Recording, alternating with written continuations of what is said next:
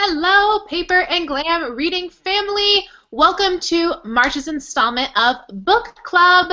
Tonight we are discussing The Girl on the Train, and we are so excited to discuss this. Hello, Paper and Glam reading family. You guys know that happens Welcome every time. I cannot stop it. I've tried everything. Anywho, so big shout out to Book Chatter Katrina because she picked this book and I think everyone just loved it. So yeah, let's go ahead and do our icebreaker for this month. We give we give everyone a chance to join by doing a fun little icebreaker. We couldn't think of anything. I'm kind of running late tonight, so I think it was it Tabitha or Katrina decided we would do what are you drinking? So I'll go first. I'm drinking a juice from Fresh Juicery. It is vanilla, almond, dates, vanilla bean, and sea salt. So this is kind of my snack of champions. I've been running around all day. Katrina, what are you drinking? Yours is way more fun. I have a water and I have a margarita.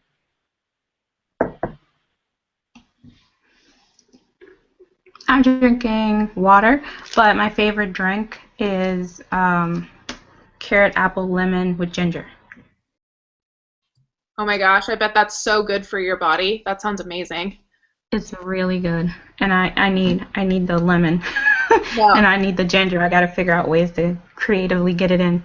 Yeah, that's so good for your digestion. Sorry, Cindy, I'm like talking over you. What is your favorite drink? That's Or what are you drinking now?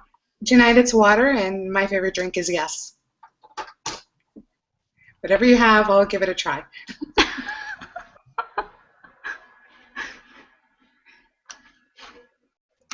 Sorry, I was laughing and coughing about that one. I am drinking ginger kombucha with some ginger vodka and a little bit of mango orange juice in there. Got myself a probiotic cocktail tonight. I'm drinking water, and my favorite drink is red wine. You can never go wrong.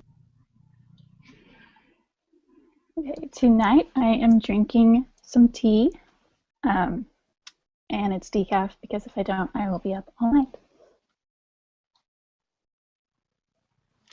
I have coffee, so it's from our local roaster, which is like fair trade and organic and stuff, and so it's a really good coffee. Is that a Kate Spade mug? Yes, I have red and green, and they're like the perfect weight and size, and so I love them. What does it say inside? This one says "Paint the Town Red." I love it. I have the pink and the teal ones of the exact same set. It says script the rules and seize the day. Okay, that is our book chatters lineup icebreaker. So the first question is the same every month, and that is how many stars would you give the book and kind of what was your experience reading the book? I will go first. I would say this is about a 3. I loved it, but I am such a weirdo, and please still be my friend, but fiction is just like not in my wheelhouse. Like I can't enjoy a book. I would say Gone Girl has probably been my favorite fiction book that I've read that's been published like recently in the past few years, and Gone Girl was like 4 stars, so I kind of have that as like my benchmark for books. I reserve 5 stars for books that like change my life, and I have to force them on you and everyone I know. So yeah, I would say 3 stars, and I listened to it on Audible, and yeah, the Audible actress was really good, and yeah, I highly would recommend it, especially if thrillers are like right in your wheelhouse. So obviously I picked this one, so it's right up my alley. I am a sucker for whodunits and thrillers, so obviously I loved it. I would go 4.5, 5 for me, just because it's one that I can't put down and that I stay up at night to finish reading. So that's just kind of what I like. I don't always want to read something that makes me think about my life. I like to think about other people's flawed lives instead a lot of time. So I loved it.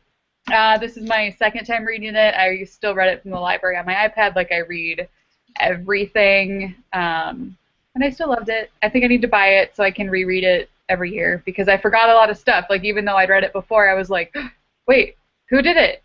What happened? Who died? So it was fun going back again. I give it 3.5. I listened to it on Audible. I enjoyed it. I like stories, and I really felt like the book kept me engaged. Um, Even though I usually like stories that just go straight through versus bouncing from one character to the next, those are harder for me. But I still think that that the way that the author did it was enough to not get me all confused, but to keep me engaged in the story. So yeah, I liked it. It was like I said, 3.5, and it was, I think it was fun because I was questioning the whole time, and I liked that the fact that all the characters were kind of like flawed, like no one was really like, everyone had issues, and I like that perspective. So yeah, I gave it 3.5. I gave it a 4. I did enjoy the book. It was really good. The reason why I gave it a 4 is because it took me a minute to kind of figure out who was who at the beginning, just to kind of get the names and my own mental picture. I actually read it. I couldn't find the Audible one in Canada. I don't know if it's just not available here, so I actually read it. But I did, like I said, it did take me a minute at the beginning to kind of figure out who was who, what fit in where, and just kind of get my head around what was happening. It picked up nicely, and then towards the end, obviously, it was a great ending, and it got really suspenseful, so it was really good. So I'll go with a 4 just because it wasn't my favorite writing style. That kind of threw me off at the beginning. Yeah, I solid 4. I really liked it. I did a combo of Audible and reading. I don't know why that took me so long to think of. So I really enjoyed it. And what does anybody know that is after me? Who the Megan narrator? Her voice sounded like somebody that I must watch on TV or something. I tried to look her up. Don't know who she is, but her voice was super familiar, and so that kind of drove me nuts. Like being preoccupied, thinking about who she sounded like. 4 stars though. So I gave the book 4.5 stars, and I actually read it, and I read it in 2 days. I could not put this book down. I love the whodunit. I had no clue who did it. I was totally off, and I was so excited to get through this book, and I love thrillers, so this was right in my wheelhouse. Okay, I read it, I listened to it. It was about a year ago. I was painting my daughter's room, and I think I listened to it. I spent all day painting the room, and I think I listened to it maybe just one day is all it took me. Maybe I started it before I started painting, so it may not have been all in one go. I really liked it when I listened to it. I went back and I looked at how I rated it back when I listened to it, and I gave it a 4. I thought that I think for me, this kind of a book is good for me to listen to because I don't analyze it as much, and if I had analyzed it, I feel like I probably would have guessed who the killer was, like really early, looking at the structuring of the book. And so I read it this time, and I listened to it along with reading, and I did not enjoy it as much this time. I had hoped that, like, on the second reading, like, I would get, like, some new insights and see all this foreshadowing and all this stuff, and either I picked it all up when I listened to it the first time, so I didn't pick up anything new, or, I don't know, maybe I just didn't pick it up this time. So I, just giving it a reaction. This time, I gave it a 3, so I'll split that and call it a 3.5. And Sarah, I don't actually know who the audio book was, the second person. I was trying to look it up, but I can't do it on my phone. It doesn't show. But it sounds like Keira Knightley to me, is who it sounds like. It's not her, but her voice, that's who she reminds me of. So I read library copy, and I would say, like Lisa Marie, I gave it a 3, even though, like, fiction is my thing, and I don't know. I did definitely, like Erica said, I think, when you're reading it, not super early on, but I had a feeling of who it might be. But early on, I just didn't even care who it was going to be. And it's not that it didn't capture my attention, but I just wasn't really that interested. And I think because I almost felt like the characters were like overly flawed. Like every single man was like mildly abusive. Every single female was just like too much. And so I think that's part of why I put it at a 3. Like they weren't like minor issues in their characters. They all were like overly flawed, I thought. I Yeah, gave definitely. I would just like to say I love how so many of the book chatters have their March green on. Shout out to Seasonal Living. You guys are crushing it. So the next question is really kind of a great segue to what Jana and Erica said and it is, who did you think killed Megan? So if you haven't read the book, we're obviously going to get into some spoilers. Normally we try not to do spoilers, but with like a whodunit, that's really difficult. So I always want you guys to be able to join, even if you haven't read the book. I get a lot of people who are like, oh, I never finished in time, and of course you can always watch the replay. But anywho, that's a long way of saying spoilers are coming. So this is exactly kind of what Jana and Erica said, but because of the structure of the book, you can kind of tell who at the end is going to have killed her, but she did a great job of kind of weaving back and forth and making me think like, oh, maybe it wasn't Tom, and I don't know. I'm really glad I listened to it. I think that I don't know that I would have made it through if I hadn't listened to it, because the beginning of the book was really slow, so I was kind of like looking to see like how they were going to set it up, and I'm a weirdo. I love analyzing things, so I think that from now on I'm just going to listen to all fiction, especially if it's like a whodunit, because I can't listen to nonfiction because I don't know, my brain just doesn't work that way with nonfiction. But yeah, fiction whodunit is just like really, really fun to listen to. So I think that I'm just excited this book got me fired up to start listening to fiction, because I want to love fiction so badly, but I'm just struggling to get into it. So yeah, what did you think, Katrina? Did you know who killed Megan? No, this was one that I really liked because it took me until the middle of the book to get to that point. And part of that is because when I was reading, I do a bad job of paying attention to headers and to dates on pages of chapters, and so I'm like, oh, whatever. So the first time I read it, I was totally like Cindy, like I had no idea like when she switched voices because I didn't pay attention to the start of the chapter.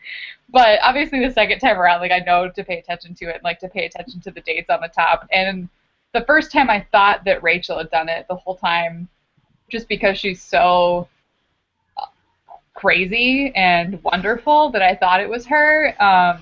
But it does come back around, and I really liked that it did that. I love that none of the characters are good. I love that it's a little bit off-putting, because so many of the fiction whodunits that I read, there's always a hero, and I loved that there wasn't a hero. I don't know. I just love it. I love fiction. I love reading fiction. I like mysteries, so this was totally up my alley, and I didn't know who had done it until most of the way through, so even better. I just kept thinking, yeah, it's Scott. It's got to be Scott. It's got to be Scott, because it just seemed to fit the bill, because he was the husband. You got little glimpses of anger from him, but the Megan was always saying that how she would always defend him when Kamal would talk about maybe he's a little abusive, maybe he's a little controlling. Why is she kind of stepping out on him? I don't know. I just always in the back of my mind thought that it was him, and I kind of like that I thought that, because it kind of made it brought up a little bit more of the intensity when she ended up in his house and she's like, okay, am I going to get away? He kind of roughed her up a bit. I was like, yeah, it's him. He's definitely the killer. So I appreciated that the author wrote characters who, like I said, I don't mind flawed character. I don't know, I just think it's interesting because you can kind of talk about each individual character and why they seem to be so messed up. And it can make you think about the different characters and say, oh man, I can really, the poor main character. I just felt like, do I like her? Do I dislike her? Do I feel bad for her? Like, what am I supposed to feel? Like, so many times I feel like I didn't know what to feel for each character, and I kind of like that about the book. I didn't know if I was supposed to, because everybody was so sad, but at the same time so, I don't know, it was just like you could just think even more about them if you know, after you put down the book and think about the different characters. So I appreciated that. I think that they're kind of characters that can stick to, like, you know, they'll stay in your head because you're just like, oh man. But I'm thinking, like, how come the psychiatrist guy, how come he was still able to practice after after what he did? Like, those are some of the things that would pop back into my mind, which is why I gave the book a 3.5, because there was so many things that were so outlandish that I was just like, man, come on, that's not gonna happen. So, but yeah, I the whole time I thought it was Scott. I had it in my mind that it was Scott too, but I knew that couldn't be right because that would be too obvious. So I have to admit that at any given point in the book, everybody was a suspect in my opinion. I even went in my mind, how are they going to tie in the roommate? I bet you the roommate did it, or I bet you the redhead on the train. Oh yeah, he did it for sure. So I really like that aspect of it. It definitely kept me guessing, but in the vein of what Tabitha was saying, I mostly thought it was the husband, but knew it couldn't be him because that would have been the obvious choice. Yeah, I bounced around the whole time. I feel like I thought it was everybody. I mean, there was a shift where I started to think that it was far too suspicious that, like, her blackouts of doing bad things, other than, I mean, I guess kind of the blackout on the night Megan disappeared, she thought she might have done something bad, but I started thinking, like, it was a little convenient that that Tom was being able to fill in these, like, horrendous out of character things, and then him buying her the book and stuff. So I got a little bit suspicious, but honestly, I guess I don't remember at what point I was sure it was Tom, but I bounced around a lot. I thought it was Kamal. I guess probably the only person I didn't think it was Scott, because I felt like that was too obvious, and I felt like it could be Rachel, and that they were building all of this foreshadowing, even though it was going to make it super obvious but still have some sort of a twist. Because I don't know. I mean, I'd heard that there was a twist, so I don't know. But yeah, I bounced around. I thought it was pretty much everybody, including the obvious of Rachel. I never thought it was Tom because it didn't make it very clear to me in the beginning that they had a relationship going on. I thought her relationship was always with Kamal, so I had top three. Mine were Kamal, Rachel, and Anna. I had no idea how it was going to be Anna, but I didn't like her because I thought she was a real ugly word that I won't say on Lisa Marie's book club. But I just thought maybe, like, she just went crazy because she thought she hurt the baby or something. I couldn't figure it out. So I never thought it was Tom. I always thought it was one of those three. I didn't want it to be Rachel because I felt like she got a bad rep. Like, she loved him so much that she was willing to believe that when she drank because she was depressed, that she did all this horrible stuff, which she knew was out of character. But she just couldn't believe that he was a bad person. So if she couldn't believe it, I didn't believe it. So I was really shocked at the end of the book. So I was trying to remember, like, as I was listening to it, what was I thinking? Who was I thinking it was? Was I even thinking about it, or was I just listening to it as I painted? And I remember at one point I went back and I was like, okay, I'm going to go back and I'm going to listen to all of Megan's things about the affair, because I think it's whoever she's having the affair with, and I'm pretty sure that it's not the doctor. So I was trying to figure out if I could tell who it was by re-listening to those parts. And I don't know if at that point I was like, wait, she worked for them, maybe it was him, and I knew that it had to be a guy that was married because of how he was talking to her, and I think that's when I started to suspect Tom, but I can't say definitively, like, oh, it was like the middle of the book, or, I mean, I could have done that like 3 chapters before they revealed that it was Tom. I don't know. But I do know that I went back and I listened to Megan's parts the first time that I listened to it, because I was like, okay, wait, it has to be this guy. So whoever this guy is, I have to figure that part out. And so I don't know that I was super surprised that it was Tom when it was revealed, but I don't know at what point I had kind of gotten to that conclusion.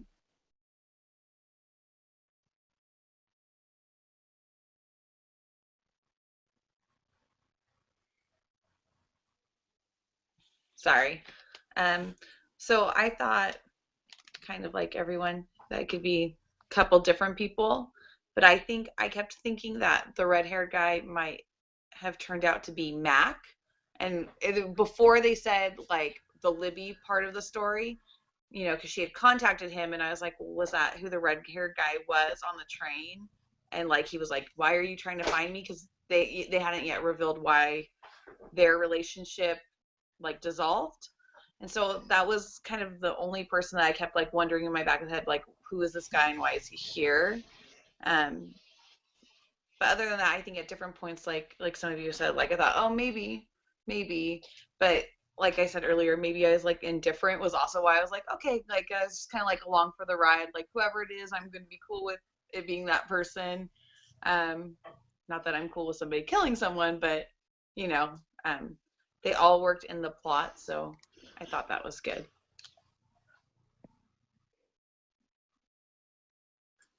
We almost had a guest book chatter there behind Gina. Oh, perfect. The comments, I love that you guys are answering all the questions in the live chat. I love hearing your guys' thoughts on the book, and I feel like we all thought it was somebody different. All of the comments thought it was totally somebody different, so that's awesome. I mean, it was a really well done book, so that's a clear indication.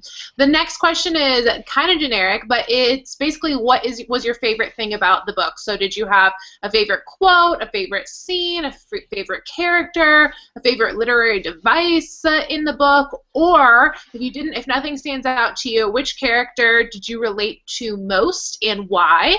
So I definitely related to Rachel most. I just really felt bad for her. I don't know.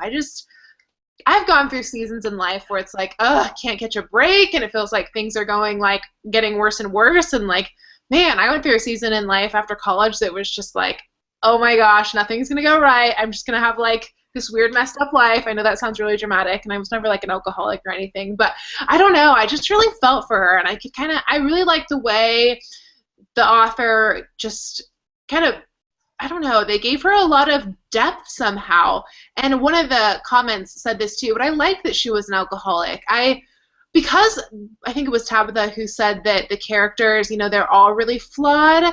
And I like that to an extent, but it also there was no one to root for really in the book. And I don't know, I was rooting for Rachel. I just related to her, and yeah, I'm glad that she kind of started a new chapter at the end. I really wanted her to have this like really cool redemptive story. The book was a little dark for me, I think, in general, which is ironic because, like I said, I absolutely loved Gone Girl, which is equally as dark, more dark actually, and actually quite vulgar. I don't know. I kind of just like talked myself in a circle on that one. What did you think, Katrina? What was your favorite, or who did you relate to? I just like that I could totally lose myself in it, and that's kind of what I look for in any book that I read, is something that I can't wait to pick up and that I don't want to put down, and that I don't want to have to overly read into it or think about it, which I kind of did when I didn't read the dates of the narrator, but I did that to myself. And I loved that it was so different than even any other thriller that I read. I couldn't get through Gone Girl, which is dumb because I love thrillers. I just couldn't get through it. I just got frustrated. I don't know why. I should go back and try again. But I think some of the comments talked about Big Little Lies, and I read all of Moriarty's books around the same time, and so as I read this the first time, so it would just fit in with the groove that I was in the first place, and I think I liked that. I don't think there's anything specific that I can pick out as to why I felt that way, but I just felt that way. I just loved it, and I don't think I identify really with anybody in the book, and I think that's why I liked it, is because it was just so different and new. I felt like with the story that I liked, there was a couple of things that I liked the way the author kind of put a couple of things together. I like that she ends up killing Tom with the wine. I'm not a drinker, so I don't really know what it is, but with the wine thing, because I like the fact that, okay, in the beginning she kept talking about, how Tom was, her everything. She wanted him back. She felt as if he was why did she have to, she blamed herself for the demise of their relationship, but she just always felt like she just wanted him. And then when it came down to everything and to the end, she ended up having to kill him, but also ending up killing him with tying in the whole drinking aspect. I don't know, I thought that was cool. And I mean, if death scenes are cool, I don't know how to really explain it all, but I also like that the three women, like one of the things that was connecting them was an aspect that had to do with a child. Rachel not being able to have any children, Megan who had killed a child, and the other one who had the baby with Tom, and also, so what connected them was like some of their experiences with children, and then like what connected them was also the aspect of the whole, Tom, obviously. But those are some of the things I thought were interesting that she put together, because you can there were definitely some cool little, I can't remember the quote because I listened to it, but some of the things that Anna said about, being the mistress and how she loved being the mistress, and how some of those things were gone, and now, which led her to her discovery of figuring out what Tom was really about, and how that ended up being, what she did to someone else ended up being done to her. I don't know, I thought those were interesting things to kind of, weave into the story. So that's just those are just some of the things that Yeah, there was a few really neat things that I picked up in the story as well. My favorite kind of aha moment was when Rachel comes to the realization that she should have trusted her instincts and not what her husband was telling her was happening, where she gives specific examples, where she says, "I don't believe it, Tom, I never hit you, I would never hit anyone in my life." And then he goes on to paint the picture of what he wants her to believe actually happened.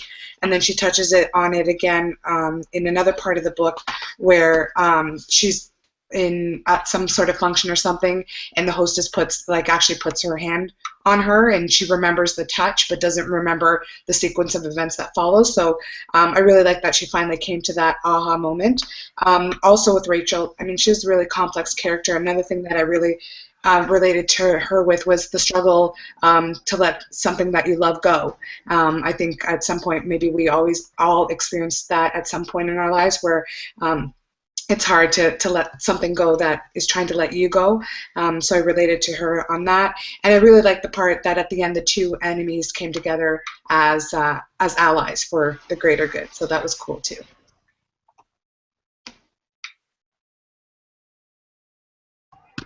Sorry, I was in La La Land. I did not. I'm echoing. Really bad. Sorry. I did not relate. I don't feel like I related to any of the characters. Rachel, I mean, I was rooting for her because I love a good underdog, but she was so self-destructive. And I understand alcoholism is a disease, and she was an alcoholic.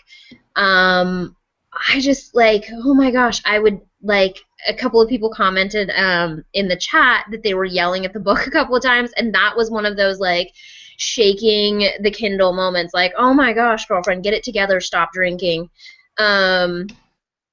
So I don't know. I mean, I guess, yeah, I enjoyed, but that's all part of fiction, and what I love about it is I didn't relate to any of the characters, and it was so completely different from my life and my day-to-day that's what sucked me in, and that's what was so appealing about the book for me.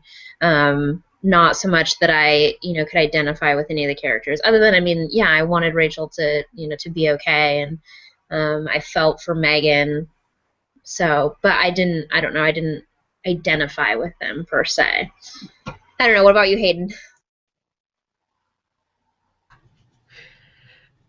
Sorry, the light goes out when I don't move, and I have to, like, wave my arm to get it to come back on. So I had two favorite characters. I really loved Rachel and Megan because I felt like they were a lot alike.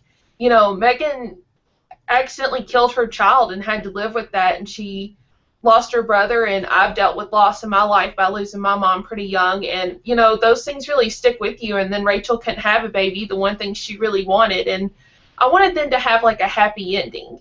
And I know that thrillers usually don't have a happy ending, but I was just really rooting for them to like have this Disney fairy tale happy ending, because I just felt so bad for them.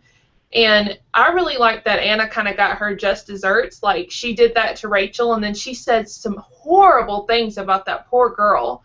And then it ended up being that her husband was running around on her with the beautiful Megan, who had outdone her. And so I kind of thought that was a nice way to kind of give it to Anna, because I didn't care for her at all. I had no idea what she did in the story other than really make me mad and just really torment poor Rachel. And I just thought that they could have been a lot nicer to her in her circumstance. But then once you get to the end and you realize what Tom's really like, you understand why he's like that. So, you know, I didn't really relate to anybody, but I really felt for those two characters, and I really loved the book. Okay, one of the things that, this really doesn't have anything to do with the book, but it was what got me to read the book in the first place, was I just heard the name of the book. I didn't hear any comparisons to like Gone Girl, and so I didn't have these expectations that it would like I would have the same reaction to Gone Girl or anything like that. Like a lot of people at this point of that comparison, and I just heard the name of the book, that it had come out. I looked it up. There was maybe something about Gone Girl in the description, but when I read the summary of it, it reminded me of the Alfred Hitchcock movie Rear Window, and I've always loved that movie. And so I was like, oh, well, there's kind of, she sees something from the train, and then she has to, like, I thought she was going to have to, like, help solve the mystery or whatever, which she kind of does, but I thought it was going to be like she witnessed somebody getting killed or something. So that's what got me to read the book. It wasn't exactly what I expected, but I liked that it kind of played with the idea of, like, looking on somebody's life. Maybe I like that because as a writer, I like make up stories about people all the time. Like, as I'm out and about, like, I give everybody backstory. But my favorite actual part of the book is I love a good unreliable narrator. So the fact that Rachel had all these blackouts and she didn't totally, you know, remember what happened all the time, and people were telling her one thing and she was like, no, I'm not quite sure, and like not really knowing what has happened. I just like that in different books that I've read. I always like it, unless they use it as a device and then like totally turn it around and be like, oh, just kidding. But this didn't really do that, and so that's a device that I really like.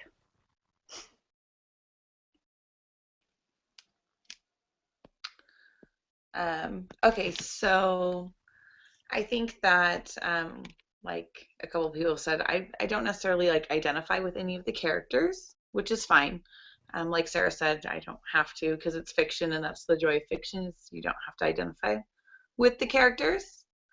But I think that the elements I liked about it were actually some of the things, and I don't think I realized it until now, because I finished the book earlier today, so I haven't really had a lot of time to like process and think.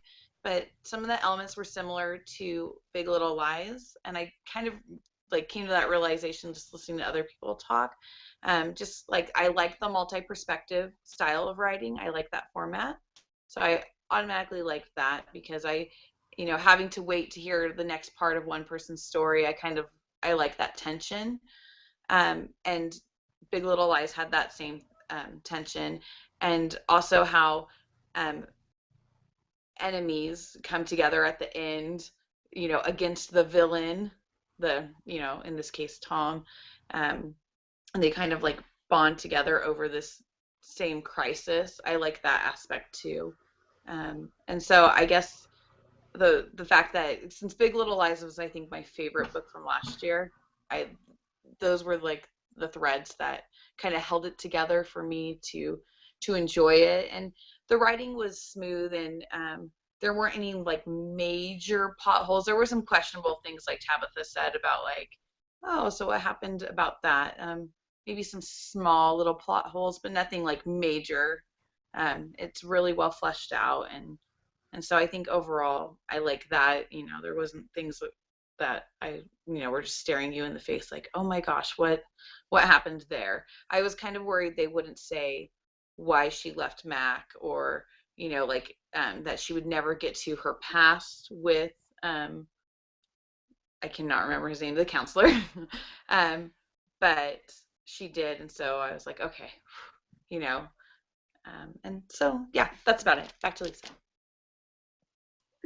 Yeah, that was a great segue to actually our last question. We're like cruising through this. I think it's because it's fiction. There's a little bit less teeth in it just by definition. And again, there I go badgering on or berating fiction, but you guys know what I mean. It's not, there's a little more to talk about with like Bad Feminist. So the next question is, if you enjoyed The Girl on the Train, you will love fill in the blank. So Jana was Big Little Lies pretty much, which was our August book, and I actually have a whole stack for you. One of them is, well, this isn't in the stack, but one of them is Gone Girl, of course. Gone Girl, what I loved about it is it was just so dynamic. I just absolutely could not get enough of Gone Girl. So, of course, that one. The next two are also by Liane Moriarty, who wrote Big Little Lies. And this book reminded me so much of one of Liane Moriarty's earlier books, which is The Hypnotist Love Story. I read this in Aruba last year because it has a seashell on it, and I just hadn't gotten to it yet. Very, very similar as far as just like character development and switching back and forth. And then also I actually just read The Husband's Secret, which is another Liane Moriarty book, and I read this last weekend because it actually takes place over Easter weekend, which I thought was really cool, but it's in Australia, so you get kind of a glimpse into the Australian kind of take on Easter, since instead of the beginning of spring, it's the beginning of fall, which was so cool. And you know me, I love my seasonal living. But this book is just so darn similar to The Girl on the Train. I cannot recommend it enough if you loved Girl on the Train. So those are my two. Also, bringing the Moriarty to the party. Anyone else who would not say Gone Girl or a Moriarty book? So I'm a big James Patterson fan, especially his Women's Murder Club series. So it's a group of women. One's a reporter, one's a lawyer, one's a cop. There's another one that I'm forgetting, but this is the newest one. I recommend you go in order. There's always a number in the title, so like there's a number 1 in the first title. I highly recommend them, and there's 14 books, so you're not going to run out of things to read.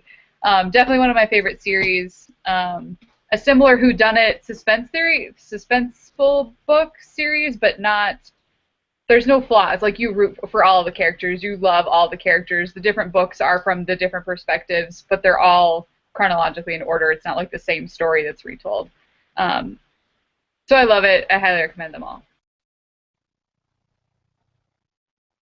Okay, so sorry guys, I didn't get a chance to write down my suggestion. It's not a book. I don't have a book to suggest, but I might need some of you guys to Google this for me. But it's a mystery, and but it's based off the Jane Austen characters, and I believe it might be a BBC thing. I'm not sure. You guys are gonna have to Google it, but it was so good.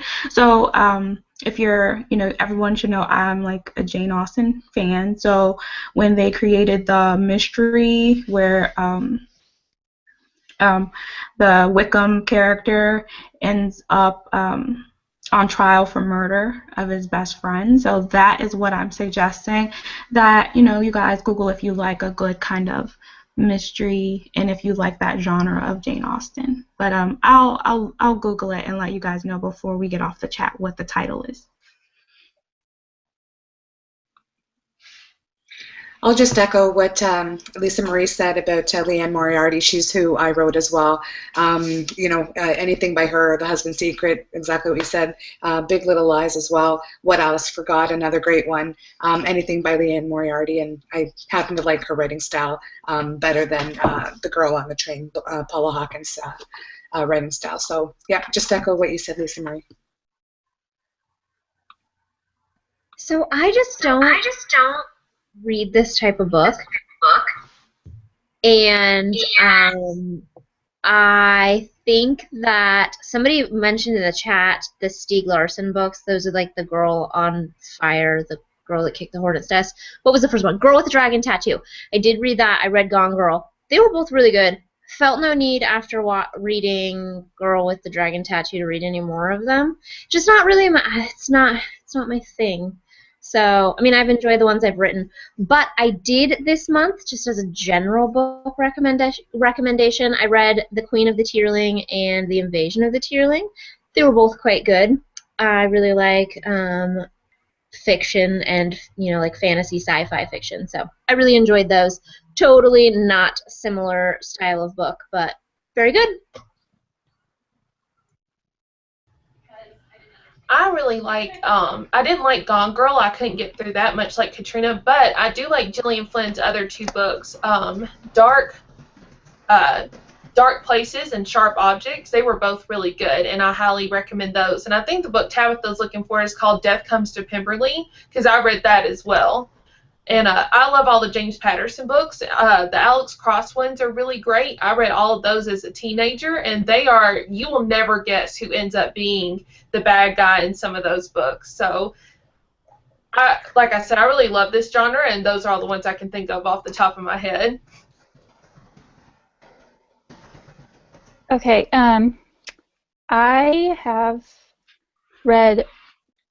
just started these series. It's the Louise Penny Inspector Gamache series, which it's more of like, this detective is investigating all these different cases. It's kind of like the,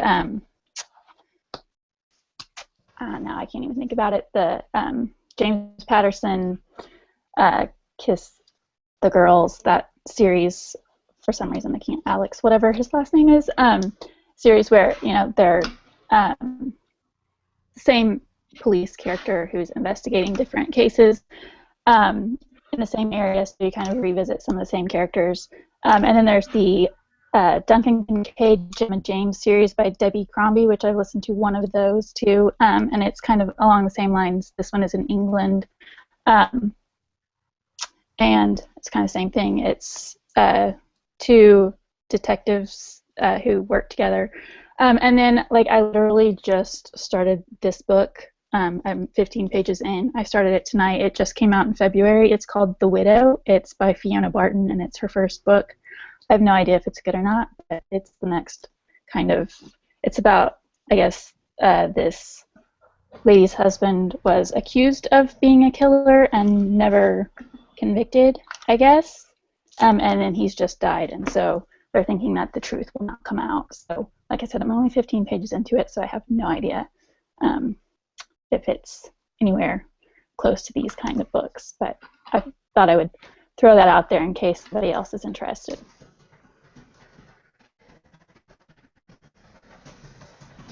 Sorry, my phone knocked down right when I was trying to switch my screen. It's precariously placed. I don't really read this kind of style either, like Sarah, very often. Maybe in college I read The Secret Agent, and I thought it was Jean Rhys. I went to my hallway library to look real quick, but I couldn't find it. So it might be Joseph Conrad. I don't know. Maybe that's the only other mystery I've ever read. But it really reminded me of, there's a show, I think it's on Netflix, and it's called Broadchurch. And I really liked it, and it kind of reminded me of that show a little bit, just elements, and I think about the way the investigation goes. And it's really strange to me that I don't read this style of book very often, because it is a style of TV show I tend to watch, but I don't read this style of book necessarily.